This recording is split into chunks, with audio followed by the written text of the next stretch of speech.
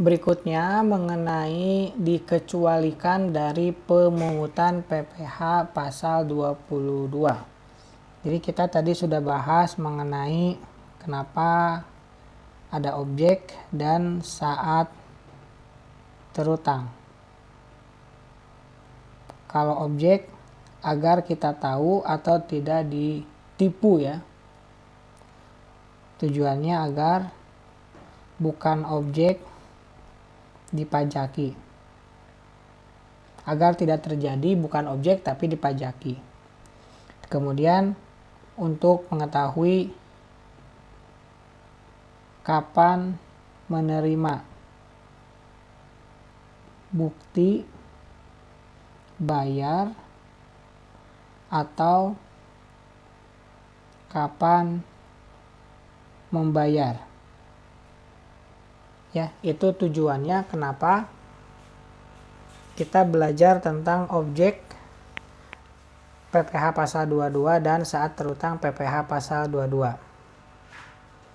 Kemudian yang ketiga yang sebelumnya yaitu tarif. Tarif tujuannya agar tidak dikenakan tarif lebih tinggi atau lebih rendah.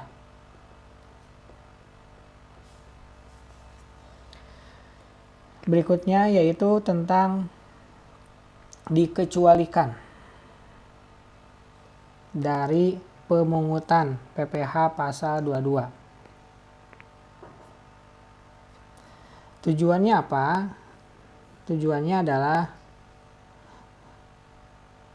agar pada saat memungkinkan ya. Jadi jika memungkinkan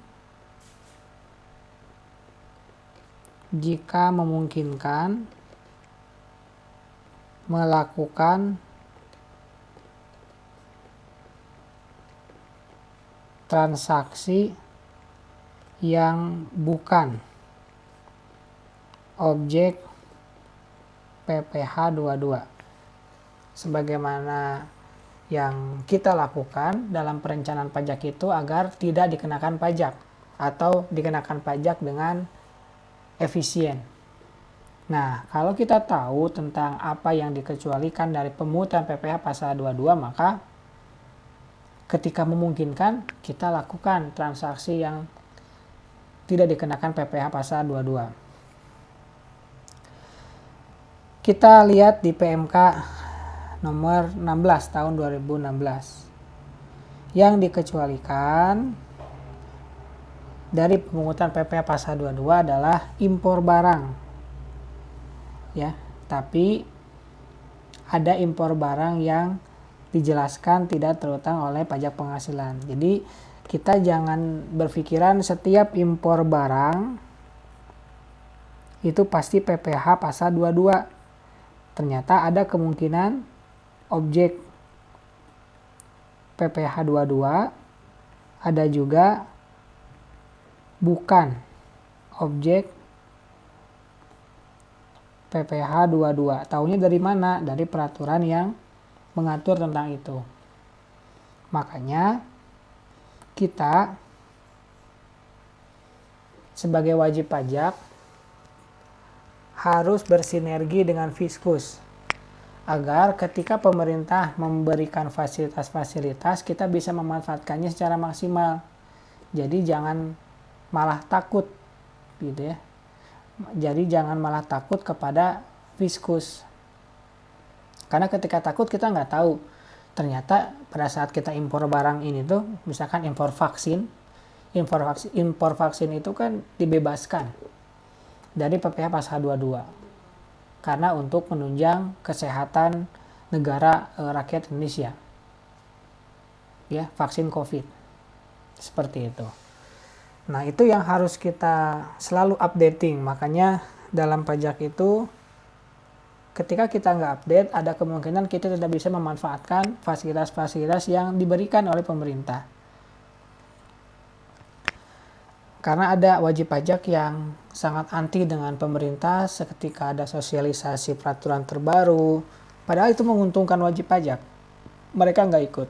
Nah, kita jangan termasuk ke dalam wajib pajak seperti itu. Karena termasuk perencanaan pajak, ya. Kita tulis ya. Termasuk perencanaan pajak, yaitu mengikuti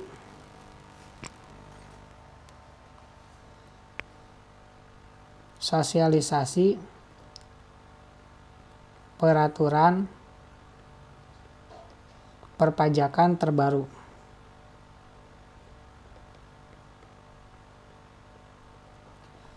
Seperti itu.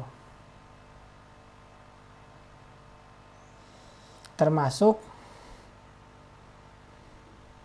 perencanaan pajak, yaitu mengikuti sosialisasi peraturan perpajakan terbaru.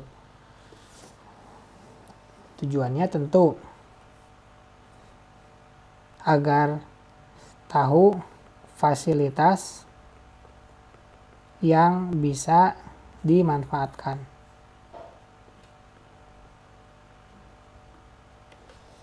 Seperti itu ya.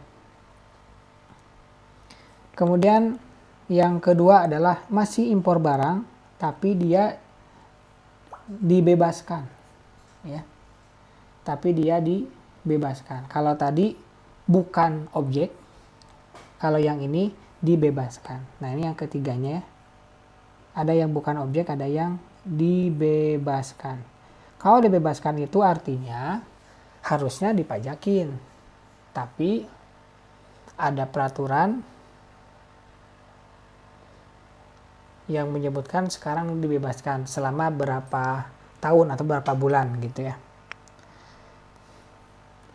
Atau bahkan karena tertentu. Nah, tertentunya apa? Tertentunya kalau berhubungan dengan perwakilan negara asing.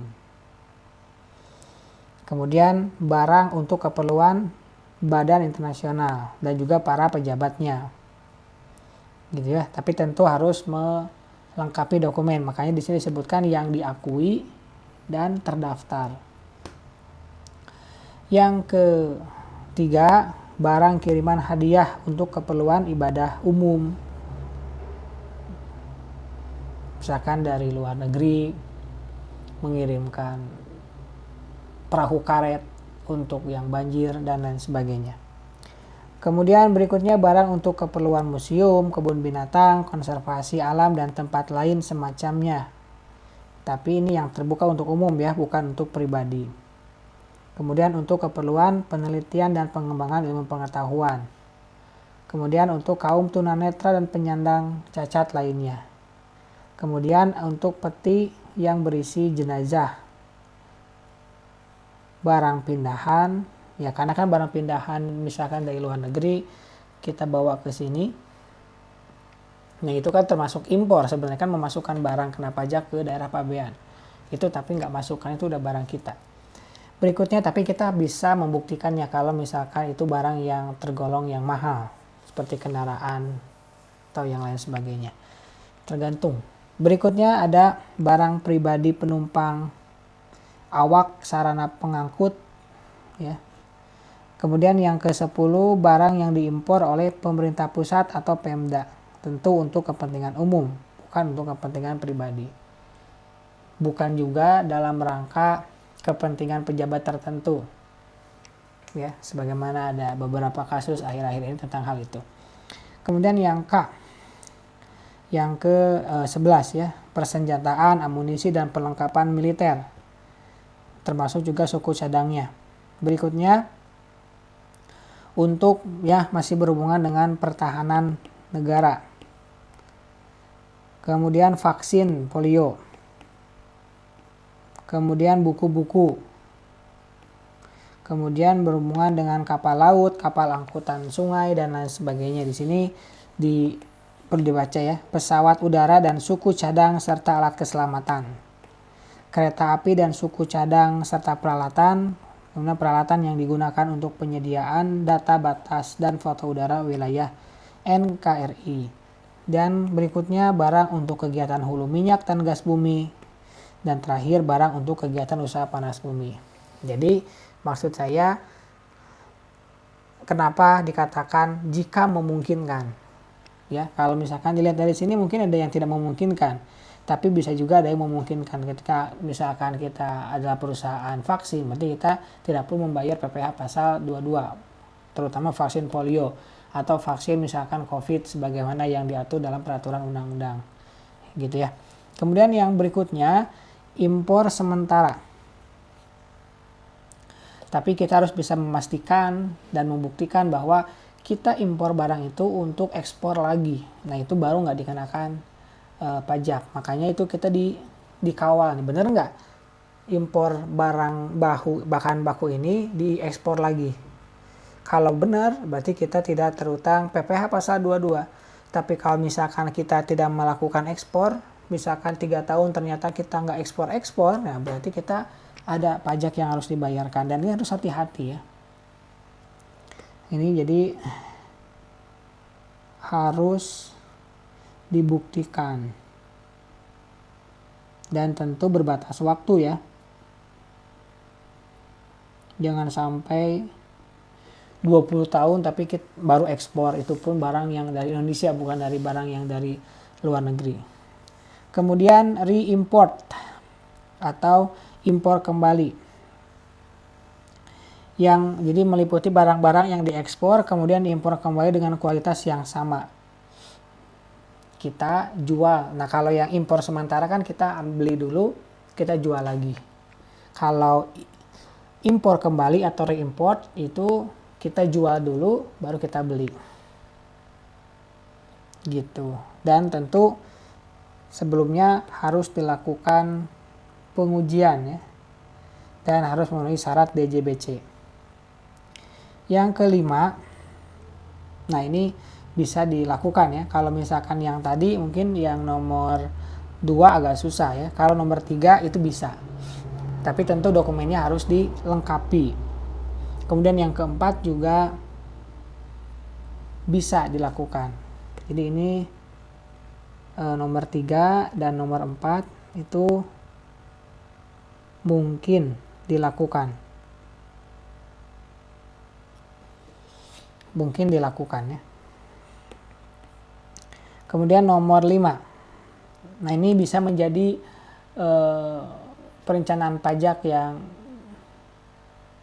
bisa dilakukan ya, yaitu pembayaran apabila kurang dari 2 juta rupiah dan bukan merupakan jumlah yang dipecah-pecah. Nah ini jadi perencanaan pajak yang sangat bisa dilakukan. Tapi tentu tergantung sama barangnya juga. Karena nggak mungkin juga nih bendaharawan beli meja itu 1.900.000 gitu kan, pasti anggarannya lebih besar dari itu. Gitu ya. Tapi kalau misalkan kita pengusaha kecil gitu ya, maka kita harus tahu kalau di bawah 2 juta jangan ada PPh pasal 22-nya. Nah ini kadang kita karena nyangka PPh 22 itu adalah dengan bendaharawan pemerintah, maka pasti PPh pasal 22.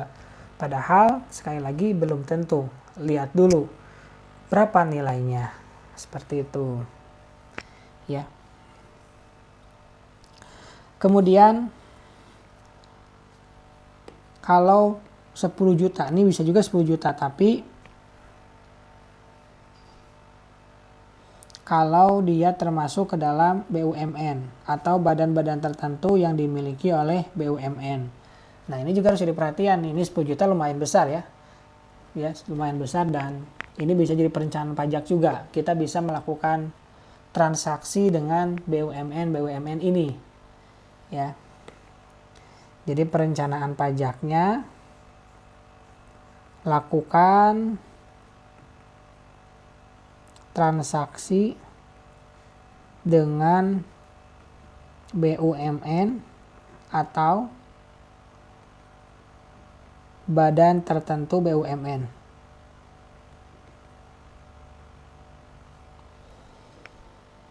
Kemudian yang ketiga ya, untuk pembelian bahan bakar minyak, gas, pelumas, dan benda-benda pos pemakaian air dan listrik. Nah, kalau ini sudah otomatis ya, jadi tidak perlu lagi dilakukan perencanaan karena sudah otomatis dan kita juga sudah mafhum ya, sudah paham semuanya. Nggak ada PPh pasal 22 atas ini. Kemudian berikutnya, pembayaran untuk pembelian minyak bumi, gas bumi, dan atau produk sampingan. Nah, kalau ini memang jarang terjadi, dan ini kalaupun terjadi hanya wajib pajak tertentu ya. Bisa pada saat eksplorasi, dan seterusnya dan seterusnya. Yang kelima, kalau pembelian panas bumi atau listrik. Ini juga sama ya. Jarang terjadi juga. Yang F, pembelian bahan-bahan untuk keperluan berupa hasil kehutanan, perkebunan, pertanian, peternakan, dan perikanan. Tapi ada batas maksimalnya yaitu 20 juta. Kalau di bawah 20 juta itu tidak dikenakan pajak. Perencanaan pajaknya gimana? Ya udah, transaksinya di bawah 20 juta. Kalau lebih gimana? Ya bisa beberapa strategi bisa dilakukan di periode-periode berikutnya gitu ya, tapi jangan dipecah. Kalau dipecah itu dikenakan pajak. Dan ini akan dicek, di cross check juga ke PPN-nya dan seterusnya. Kemudian yang G, pembelian batu bara, mineral logam dan bukan logam. Berikutnya impor emas batangan. Tapi untuk menghasilkan barang perhiasan dari emas untuk tujuan ekspor. Tadi ya sama seperti yang tadi sudah kita bahas, yaitu nomor 3 ya, impor sementara. Kemudian yang ketujuh, pembayaran yang berhubungan dengan BOS. Nah, kalau misalkan BOS ini berarti lawan transaksi kita adalah sekolah. Jadi hati-hati ketika kita melakukan transaksi dengan sekolah. Baik itu TK, SD, SMP, bahkan SMA yang negeri ya. Ini sekolah negeri. Kalau dulu itu sekolah swasta dapat BOS juga, tapi sekarang katanya enggak. Berikutnya, penjualan kendaraan bermotor. APM, ATPM. 9, penjualan emas batangan oleh badan usaha yang melakukan penjualan emas kepada Bank Indonesia. Jadi kalau kita bayar ngejual ke BI enggak kalau jual emas. 10, pembelian gabah dan atau beras oleh Perum Bulog. Nah, itu yang termasuk ke dalam dikecualikan dari pemungutan PPh pasal 22. Tujuannya adalah untuk apabila memungkinkan maka kita lakukan transaksi itu seperti tadi impor, kemudian impor sementara atau reimport, atau pembayaran yang di bawah 2 juta atau pembayaran yang di bawah 10 juta kalau BUMN dan seterusnya.